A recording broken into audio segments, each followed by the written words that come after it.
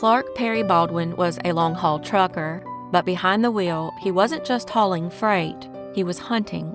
In the early 90s, Baldwin was out on America's highways, preying on women who had no idea they were stepping into a killer's truck, pregnant, vulnerable, alone. These women became his targets, and for decades, their names and stories stayed in the shadows. But now, thanks to DNA and years of persistence, one of those women finally has her name back. Her body was found on April 13, 1992, in a ditch off I-90 just north of Sheridan, Wyoming. She'd been left fully clothed, except for her socks and shoes, just 21 years old, 2.5 months pregnant. The autopsy said she'd been hit in the head, strangled, and may have lost the pregnancy during the attack. For over 30 years, she was known only as I-90 Jane Doe. That changed in July 2025, when the Wyoming Division of Criminal Investigation matched her remains to her biological mother. Her name was Cindi Estrada. She was born in Torrance, California, and had probably lived in Long Beach. Somehow, her life ended hundreds of miles away, dumped beside a highway in rural Wyoming. And the timing? Almost poetic. Clark Perry Baldwin died of a heart attack in prison just one day after Cindy's name was made public. You've got to wonder if he saw the headline and finally felt it, like maybe the walls were really closing in. Whatever it was, it beat the justice system to the punch. And honestly, I hope he was scared. Cindi was one of at least 3 women now tied to Baldwin through DNA. Like her, they were young, pregnant, assaulted, strangled, and left near desolate stretches of road in Wyoming and Tennessee. Another was known for decades as Bitter Creek Betty. On March 1, 1992, a little over a month before Cindi was found, a female trucker spotted a nude body near the Bitter Creek rest area off I-80 in Sweetwater County, Wyoming. The victim had head trauma, signs of strangulation, and evidence of sexual assault. She'd been lying in the snow for weeks, maybe longer. She wore nothing but a gold necklace, a wedding ring on her left hand, and a rose stem tattooed on her chest. In May 2022, DNA helped identify her as Irene Vasquez. The public didn't learn her name until 2025. It wasn't until 2012 that investigators realized the same man had killed both women. DNA from both scenes matched. Then in 2019, that DNA connected to a third case, one that had haunted Tennessee for almost 30 years. Back on March 10, 1991, 32-year-old Pamela McCall was found off I-65 in Spring Hill. She'd been sexually assaulted, strangled, and left on the side of the road. She was 10 weeks pregnant and had reportedly been hitchhiking around the country with truckers. At the time, the DNA sample left on her was too small to test, so it sat in a storage at the Tennessee Bureau of Investigation for decades. That changed in 2019, when a team from the Spring Hill Police Department reopened the case. They found the sample, sent it for testing, and once it was entered into the National DNA Database, it hit. It matched both Wyoming cases. And finally, it led them to a name: Clark Perry Baldwin. He'd driven through 48 states, plus Canada and Mexico, working for Martin Transport. He was on the road constantly, and so were his victims. In 1992, the 2 unidentified women found in Wyoming, Cindi Estrada and Irene Vasquez, were discovered just a month apart. Their files held no information. One had been strangled and left in the snow. The other, Cindi, was partially mummified. Cause of death, a blow to the head. Turns out, Baldwin was also accused of sexual assault just 20 days before Pamela McCall's body was found. A 21-year-old hitchhiker named Mary Ann Newton said Baldwin picked her up, assaulted her at gunpoint, bound her, and tried to choke her. She survived, only because, in a bizarre moment, he handed her a gun and told her to shoot him. She didn't. She ran away. She got away, and decades later, she testified against him in court. In 1997, the Secret Service raided Baldwin's apartment in Springfield, Missouri. He and 2 women were making counterfeit U.S. currency using a home computer. Baldwin was convicted, sentenced to 18 months, and released in 1999.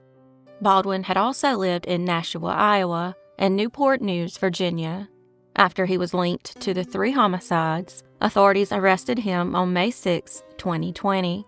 FBI agents had secretly collected his DNA from a Walmart shopping cart and trash outside his apartment in Waterloo, Iowa, and it was a match.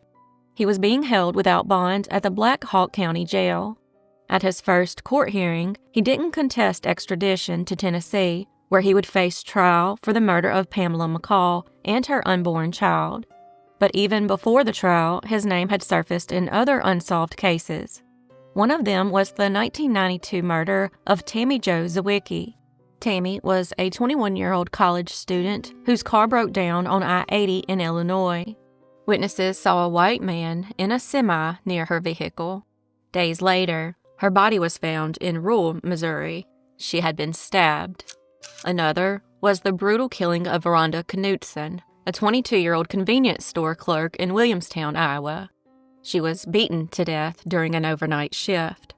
Witnesses reported seeing 2 truckers that night. One sketch strongly resembled Baldwin, who lived nearby at the time. Jody Ewing, who runs the Iowa Cold Cases website, said she gave investigators a list of over 24 women who had been beaten, stabbed, or strangled, most dumped along highways between 1980 and 1995. All of them fit Baldwin's pattern. Even Baldwin's ex-wife told investigators he once joked about killing a girl out west and tossing her body out of his truck. It was supposed to be a joke, but no one's laughing now. His daughter, Jazz Baldwin, only learned Baldwin was her father after a 23andMe test.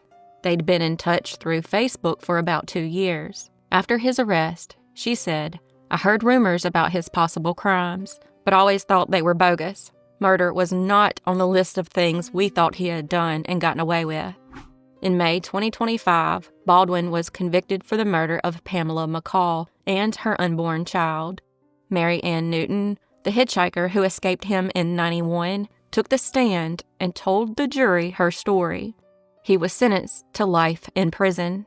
Next stop was supposed to be Wyoming, where he'd finally face charges for killing Irene and Cindi, but that never happened.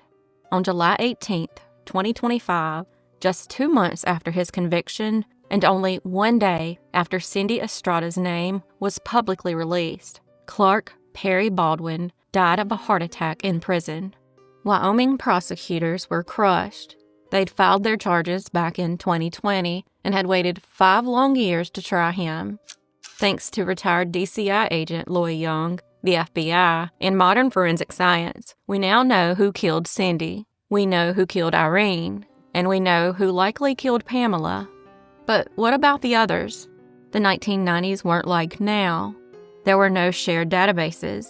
Cases didn't cross jurisdictions easily. A lot of victims were labeled runaways. Some weren't even reported missing. Clark Perry Baldwin didn't get the justice he deserved in court. But the women he tried to erase, Cindi, Irene, Pamela, Mary Ann, and so many others still waiting to be identified, they're finally being seen and remembered.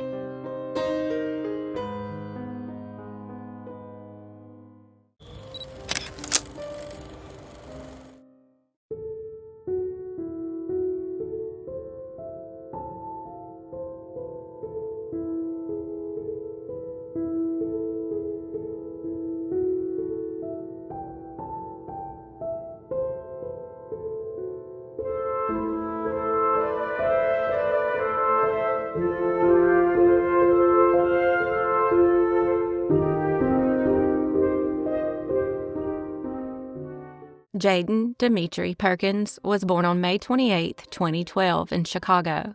By 11, he had already found what lit him up, and that was dance.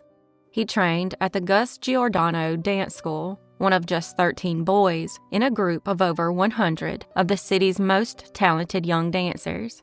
He practiced 4 nights a week and still made time to rehearse at home. His instructors called him a dancer beyond his years, not just gifted, but focused, joyful, and driven. But Jayden wasn't just a dancer. He was a straight-A student, a math whiz, a natural leader. He made the honor roll, ran cross-country, played football, and took the stage in school plays, including Finding Nemo at Pierce Elementary. His teachers adored him. His classmates looked up to him. Jayden had this way of bringing people together. He helped settle conflicts between friends, wrote heartfelt thank you notes to his teachers, and always looked out for others. His mom, Lateria Smith, had once been the recess coach at Pierce before moving into healthcare. The two were incredibly close, a bond built on love, laughter, and deep resilience. March 13th, 2024, should have been just another school day. That morning, Jayden and his 5-year-old brother were getting ready in their apartment on the 5900 block of North Ravenswood. Their mom opened the door to take them to school, and standing there was her ex-boyfriend, Crosetti Brand. He was dressed in black, masked, and he'd just been released from prison the night before. Brand forced his way in. He grabbed Lateria and started stabbing her. Jayden, just 4'2", under 100 pounds, jumped in to protect his mom. Brand turned the knife on him. Jayden was stabbed in the chest. He collapsed inside their home, dying just feet from his little brother, who saw it all. Lateria, pregnant at the time, was stabbed 11 times. She survived. Jayden didn't. And what makes this even harder, it never should have happened. Just weeks earlier, Lateria had filed for an emergency protective order. She told the court Brand had a violent past, that he'd fired a gun outside her home, thrown rocks through her windows, threatened to kill her and her fiancé right in front of her children.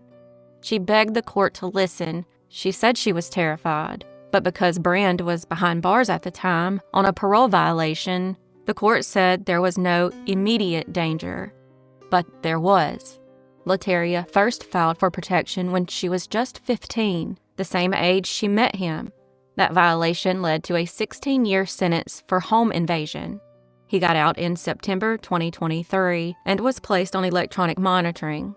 Then, in February, he violated parole again, allegedly trying to break into her home. He went back to prison, but only for a month. He was released on March 12th. By the next morning, Jayden was gone. Prosecutors say Brand laid in wait, knowing when she'd open the door. After the attack, he was caught on surveillance, tossing the knife over a fence, ditching his blood-stained clothes, and boarding the CTA Red Line. He even called his mother, who prosecutors say helped him hide what he'd done. But police found everything: the knife, the mask, the clothes, the shoes. Still, Brand pleaded not guilty. He chose to represent himself. In court, he was erratic, vulgar, even threatening. He claimed it was self-defense. He accused Lateria of stabbing Jayden herself out of jealousy over his escort work. But the evidence told the real story. Phone records showed no contact from Lateria. In fact, the night before the attack, she texted her brother begging him to come stay with her because she was scared. Over 3 weeks, more than 30 witnesses testified. Neighbors described the blood-soaked scene. One of Jayden's teachers broke down on the stand. Lateria's mother told the jury she was on the phone with her daughter when the stabbing started. At one point, a relative screamed in grief and had to be escorted out. Judge Angela Patrone brought in extra deputies to manage the emotionally charged courtroom. But the jury stayed focused.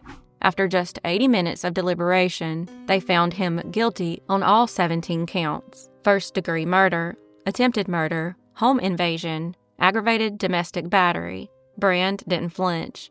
Outside, Jayden's family left the courtroom arm in arm, chanting, "Justice, justice, we love you, Jayden." After Jayden's death, state officials scrambled. The Illinois Department of Corrections first said they had been notified of the pending protection order. Then they admitted they hadn't. 2 members of the Prisoner Review Board resigned. The governor appointed a new position to assess domestic violence risk. By May 2024, new legislation passed, giving victims more rights. Now they can submit victim impact statements during parole hearings and request protective orders, even when the abuser is still behind bars. Lateria is now suing the Department of Corrections, the Prisoner Review Board, the Cook County Sheriff's Office, and the Chicago Police Department, saying they could have protected her children, but didn't. And she's right. The warnings were all there. The red flags were waving. The system just didn't listen. Jayden should have danced again, starred in another play, written another thank you note to a teacher. Instead, he died a hero, only 11 years old, but he stood tall when it mattered. Now, his name is more than a memory. It's a symbol of love, courage, and the deadly cost of silence.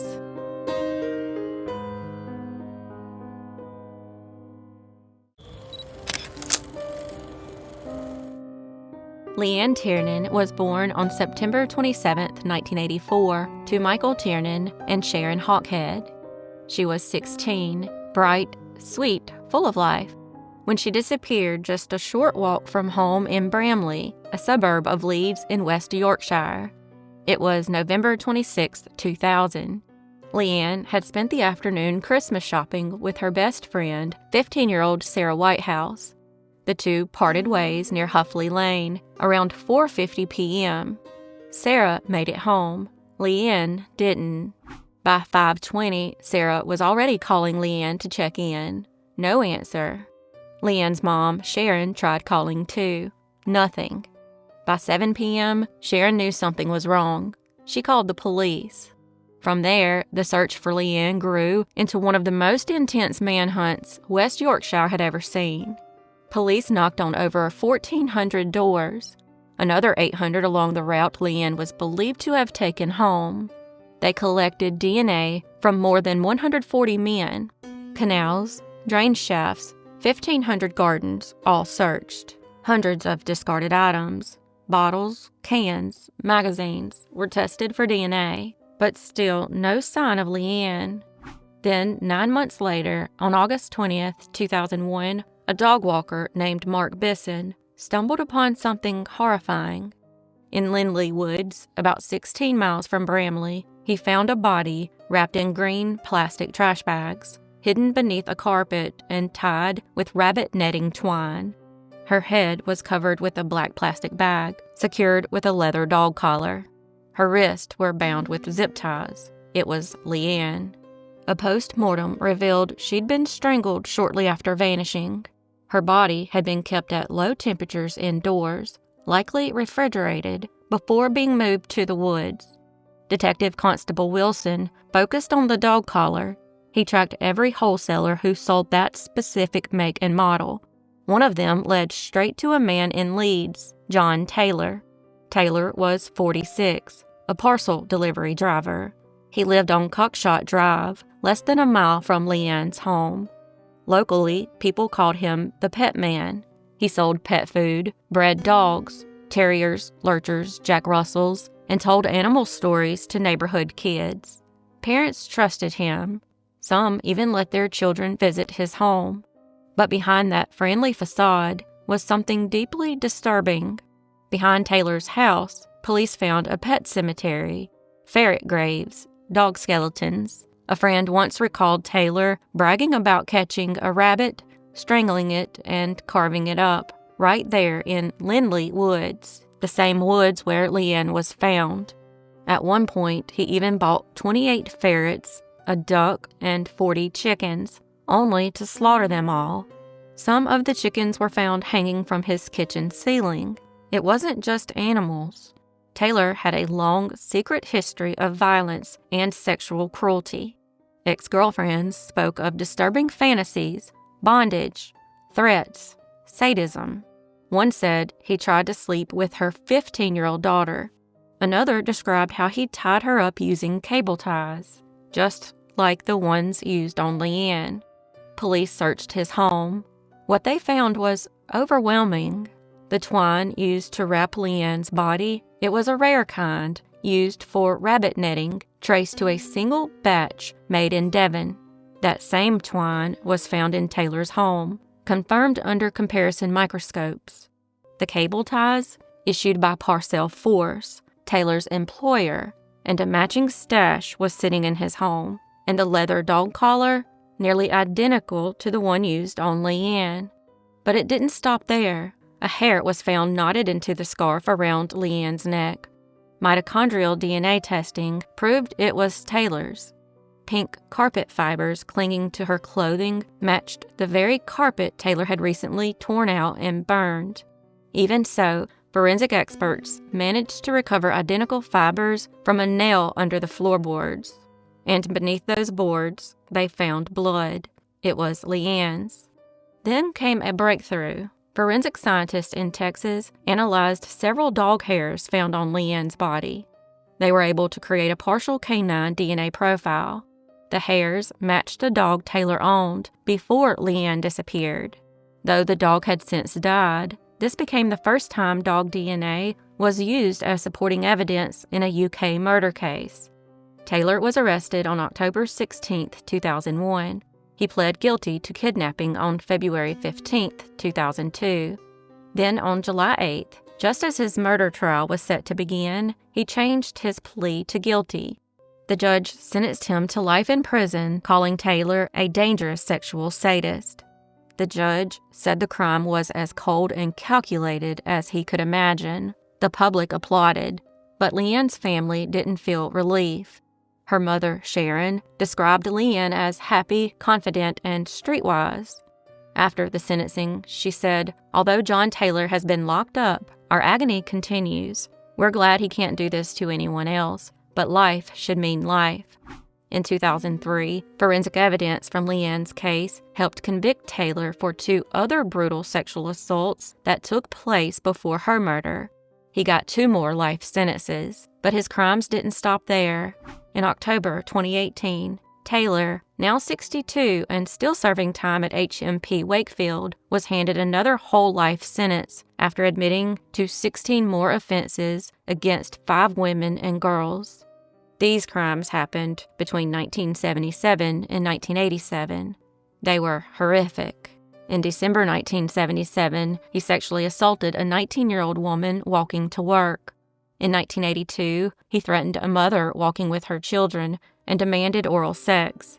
In 1984, he kidnapped and assaulted a 7-year-old girl. And in July 1987, he dragged a cyclist off a path, broke her nose, stabbed her, and sexually assaulted her. All 5 cases were reopened by the West Yorkshire Police's cold case team, Operation Recall. Through DNA and behavioral profiling, they tied every one of them to John Taylor.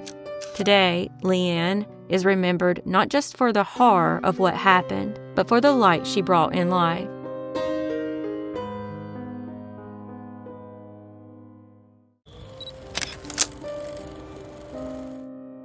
Ronald Keith Stovall was born on January 6, 1968. By the time he turned 30, he was living in Panama City, Florida, a proud veteran, a husband, and a father working hard to build a better life for his family. But on the morning of October 6, 1998, Ron's life came to a violent, calculated end right inside his own home. It looked like a professional hit. 2 weapons, a shooter who didn't hesitate, no signs of theft, just cold, ruthless precision. It was so clean, so deliberate, that detectives started to wonder, was this man tied to organized crime? And oddly enough, maybe. The man who eventually pulled the trigger had ties to violent gangs and was even suspected in other homicides. But when investigators finally peeled back the layers of this so-called mob-style hit, it wasn't about money or drugs or turf wars. It was about custody. It all started back in 1989 when Ron married his first wife, Tina Trexler. They had a daughter together, but the marriage fell apart after 6 years. Custody on paper was shared, but in practice it was messy. Tina was described by Ron's friends and family as neglectful and unstable. Her mother, Ann Trexler, had her own demons: alcohol, drugs, and a long track record of poor parenting. Somehow, despite all that, Tina was awarded full custody. Ron never understood why. By 1997, Ron had remarried. His new wife, Angelica, gave birth to their daughter that same year. In 1998, he filed for full custody of his daughter with Tina. He wasn't going to stand by and watch her suffer anymore. That custody hearing was scheduled for early November, but someone else had a different plan. On October 6, just before 3 a.m., Ron got up for work at UPS. Angelica made his lunch, just like she always did. It was a normal morning until he opened the front door. Gunfire. Ron stumbled back inside, bleeding. He slammed the door shut, but the shooter kept firing. Through the door, one shot after another. Ron collapsed in the entryway. Angelica ran to help. He plops on the ground, and the killer tried coming through the door, she later said. He got his hand through, I grabbed the gun, he opened the door with his other hand, and I looked down the barrel of that silver gun. He fired again. Missed. She ran to the bedroom, locked the door, and called 911. From inside the room, she could hear the killer say something chilling to Ron. This is for her. Then came the final blast. By the time police arrived, Ron was gone. He'd been shot 3 times in the back, once in the hip, and once execution style. The executor had stood over him to deliver the final shot. In the blood pooled near the door, officers found a distinct double H shoe print. Not rare enough to make a case, but not meaningless either. What was clear from the start, this wasn't random. This was planned, executed with discipline. The killer had used both a .357 revolver and a shotgun. Whoever did this had come prepared, and this was personal. When detectives asked Angelica who might want Ron dead, she didn't hesitate. Tina Trexler. She described years of fighting over custody. She said Tina's family, especially her father Jack, had it out for Ron. Tina was interviewed, and what stood out most wasn't what she said, but how she said it. No emotion, no concern, no questions. She called her relationship with Ron cordial, even friendly, but everyone else painted a very different picture. Tina's alibi? She was asleep at her parents' house. Her interview ended early when a lawyer showed up, hired by none other than her mother, Ann Trexler. Detectives moved on to Tina's boyfriend, Adrian Harris, who lived in Baltimore. He admitted he didn't like Ron, but surveillance showed he was at work when the murder happened. His alibi checked out. But Adrian's roommate, Guy, looked a lot like the man Angelica saw. She even picked him out of a photo lineup, and police found shoes in his apartment with the same tread pattern. But Guy had an airtight alibi too. He was also on camera at work. Angelica had made an honest mistake. Weeks passed, leads dried up. Then, out of nowhere, everything changed. Panama City Beach police arrested a man named Antonio Tony Perez during a home invasion. He was caught carrying a shotgun and 2 handguns. His record? Violent, long, and disturbing.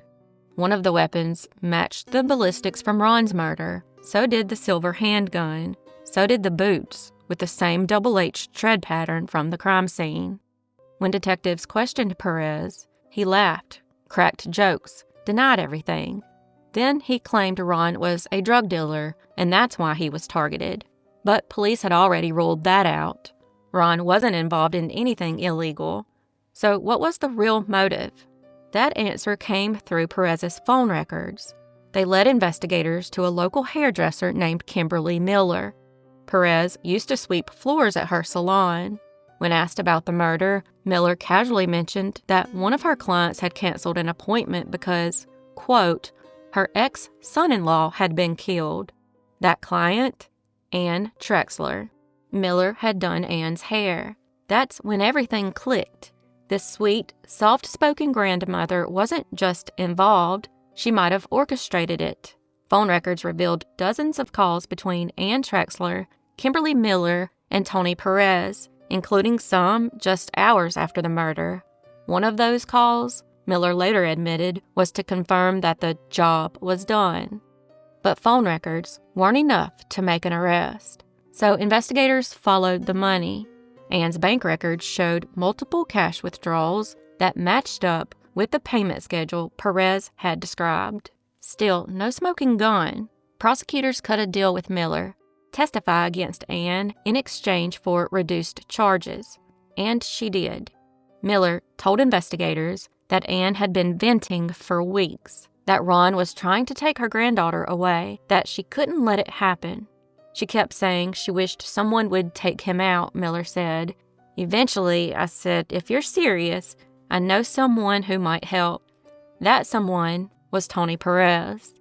What started as a conversation in a hair salon turned into a murder-for-hire plot involving a career criminal. Perez later admitted Ann paid him around $10,000 to kill Ron. Perez was charged with first-degree murder in November 1998. He died in prison in 2010. Kimberly Miller originally got probation, but later violated it, smuggling contraband into jail, and was sentenced to more than 7 years. She's still on probation today for unrelated drug charges. Ann Trexler was arrested in 2000. She took the stand in her own defense, but the jury didn't buy it. On May 14, 2001, she was found guilty of first-degree murder and sentenced to life in prison without parole. She remains behind bars in Florida. Ron Stovall wasn't murdered by a stranger. He wasn't killed over drugs.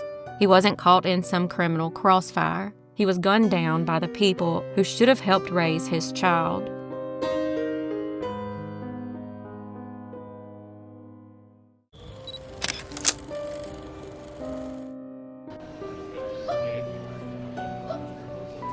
The sound echoes through the TIA terminal, announcing the arrival of 15-year-old Jennifer Mee. Speaking, hi. How are you? I'm good. That sound has been her constant companion since the first hick. 4 weeks ago tomorrow. Shannon Andre Denique Griffin, who went by Shannon, was born on January 23, 1988, in Mississippi. He was just 22 when his life was taken in the most senseless way imaginable.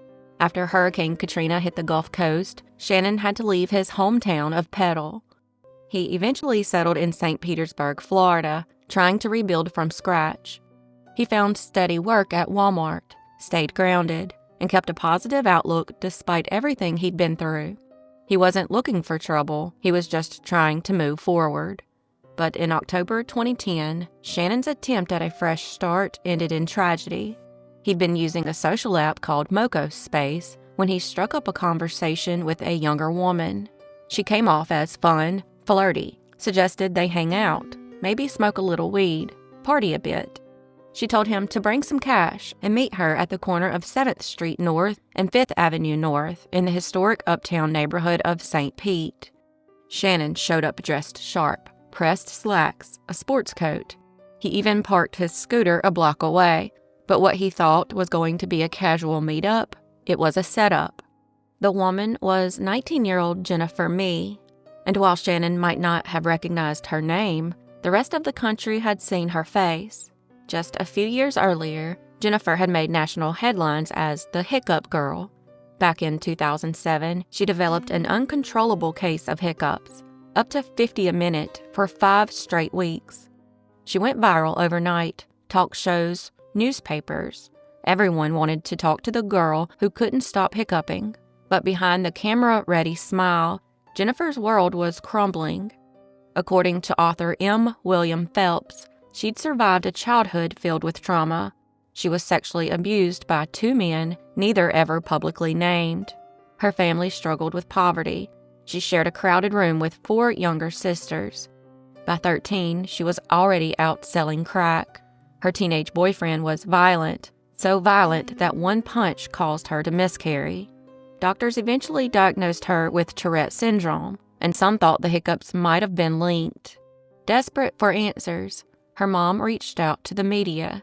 A video interview with the Tampa Bay Times went viral, and suddenly, Jennifer was everywhere.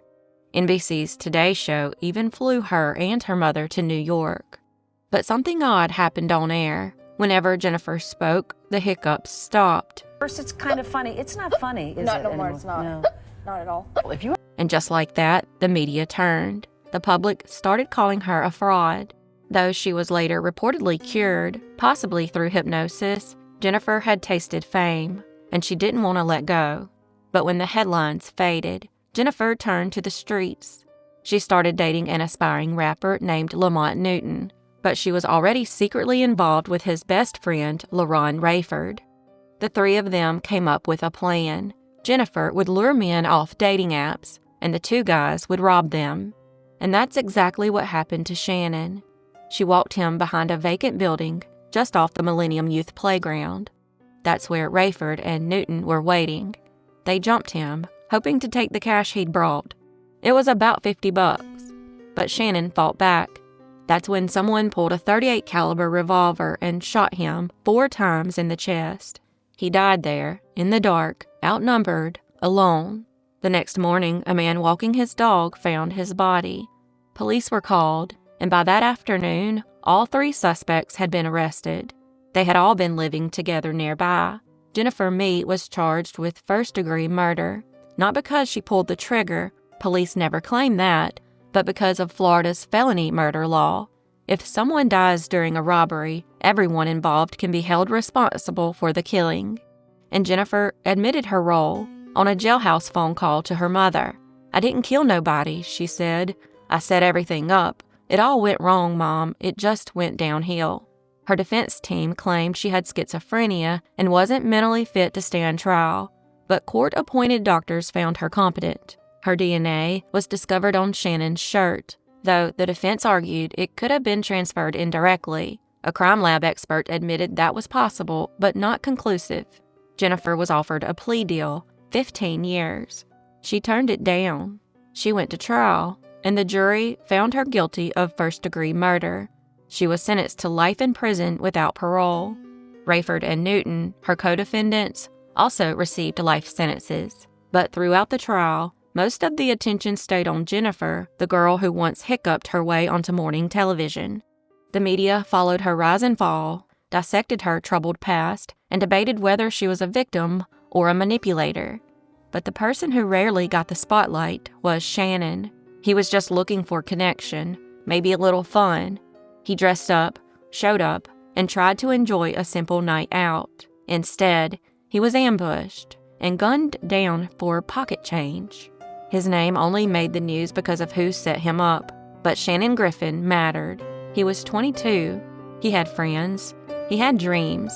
He was working, rebuilding, staying out of trouble. He deserved so much more than what he got.